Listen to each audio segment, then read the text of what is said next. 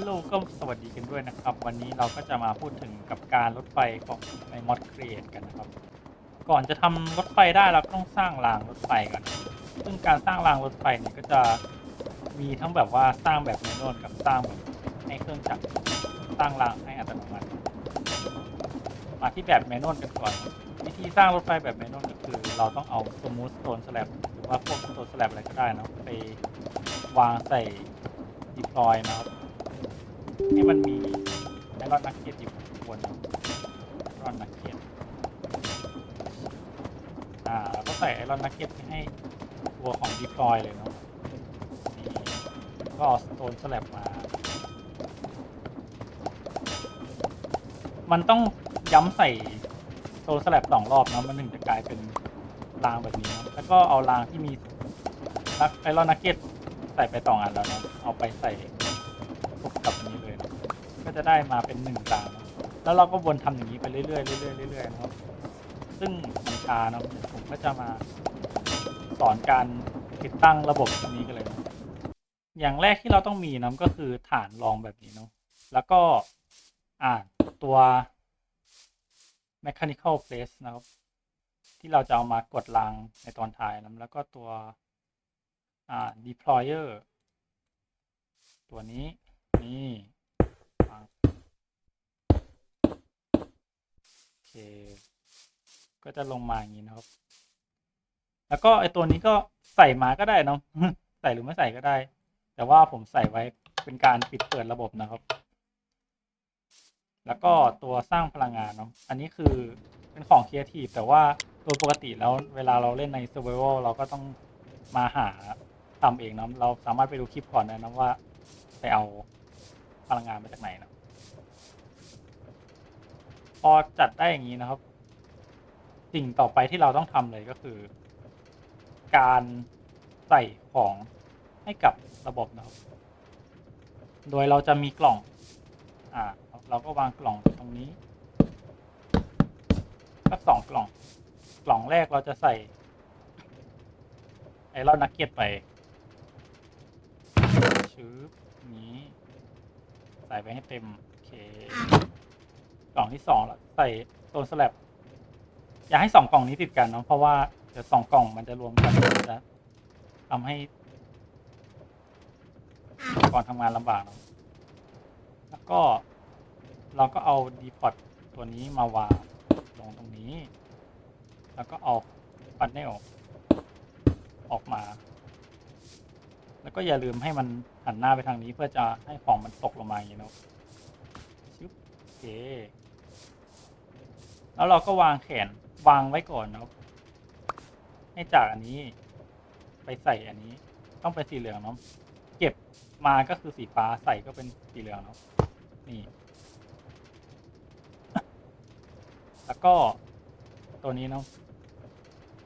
เอามาใส่ตรงนี้ตรงๆเลยมันก็จะเป็นการเอาสแลบมาวางใส่ตรงนี้แล้วก็อันนี้เป็นการเติมไอรอนนักเก็ตใส่ตัวนี้เฉยนะเพื่อที่จะให้มันมาจิ้มตรงนี้เรื่อยๆนะแล้วก็ตรงนี้วางเว้นไว้นะครับต่อไปก็จะเป็นพอกดเสร็จแล้วมันก็จะมาเป็นรางตรงนี้เนาะเอามาตรงนี้เป็นรางที่ยังไม่เสร็จสมบูรณ์พอมาตรงนี้ก็จะเป็นรางที่รอโดนกดแล้วก็เราก็เอารางที่โดนกดไปใส่ในกล่องใหญ่มุมนี้เราจะต้องสร้าง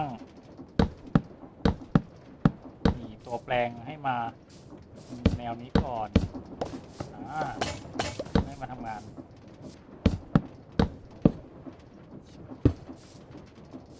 หยิบจากนี่มาใส่นี่โอเค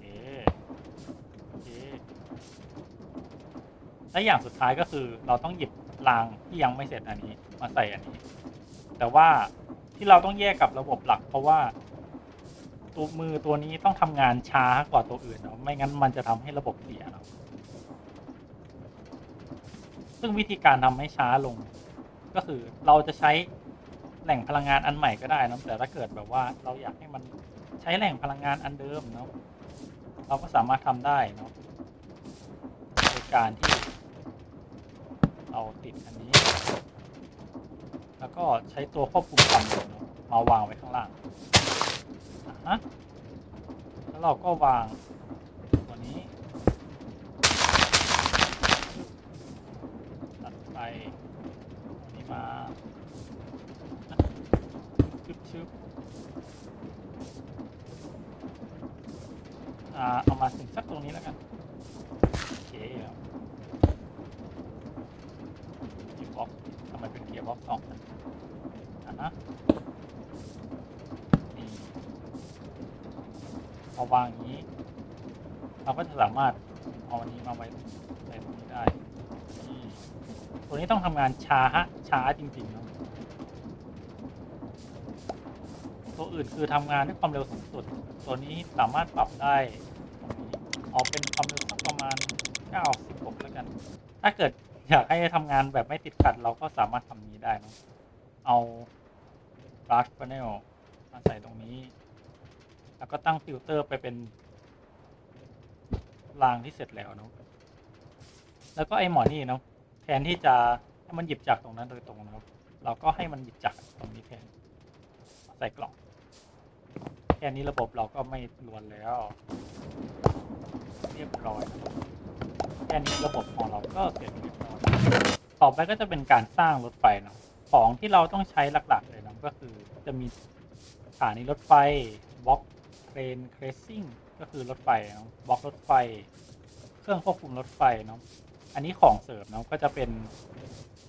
ตารางงานของรถไฟเอาไว้ให้รถไฟเคลื่อนที่อัตโนมัติเนาะ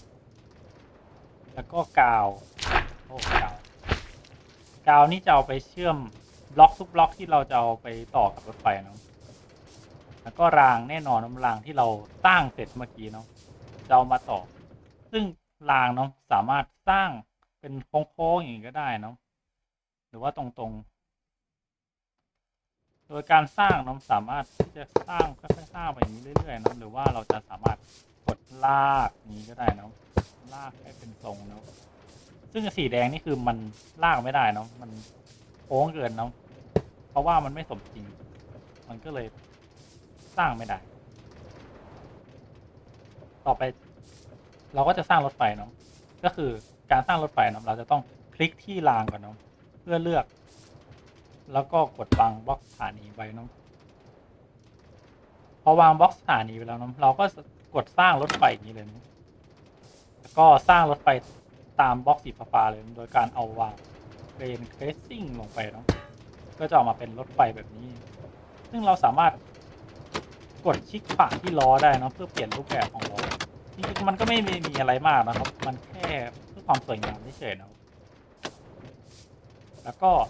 สีฟ้าข้างหลังก็คือเราสามารถวางโบกี้ของรถไฟเพิ่มได้นะแล้วก็เราก็วางบล็อกไว้เลยนะครับเราสามารถวางบล็อกแบบใหญ่ขนาดไหนก็ได้นะวางแบบเต็มรถไฟอย่างนี้เลยก็ได้นะครับนี่วางพื้นเต็มนี่เลย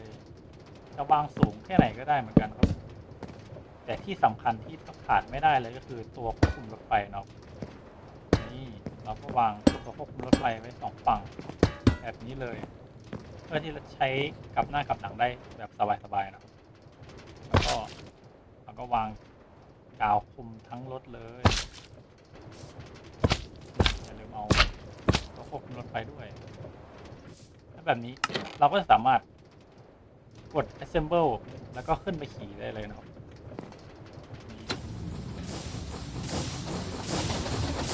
ซึ่งรถไฟนี่คือถือว่าเร็วพอสมควรเลยกับสถานีคือถ้ามาช้าแล้วก็กดสเปซบาร์เนาะเพื่อที่จะกลับสถานีชื้อกดสเปซบาร์เพื่อให้ตรงแล้วมันพอตรงแล้วมันก็จะเด้งอย่างนี้ได้นะซึ่งเราสามารถมากด deassemble ได้นะก็คือเราสามารถมาแก้ไขรถไฟได้นะครับ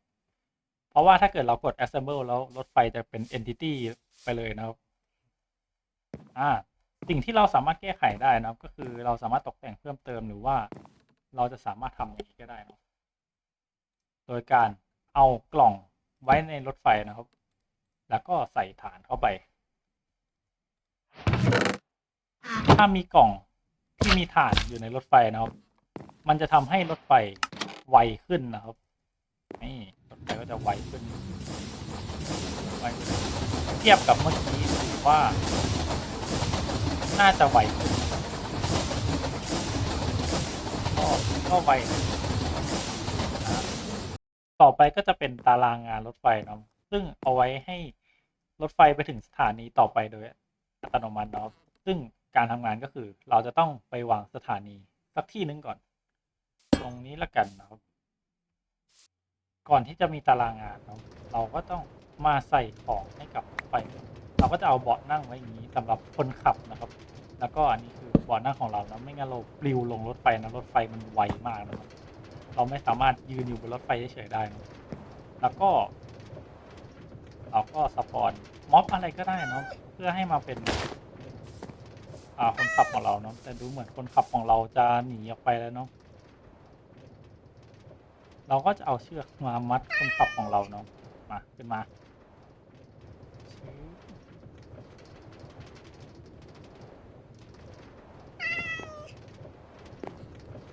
คนขับให้คนขับไปนั่งตรงนี้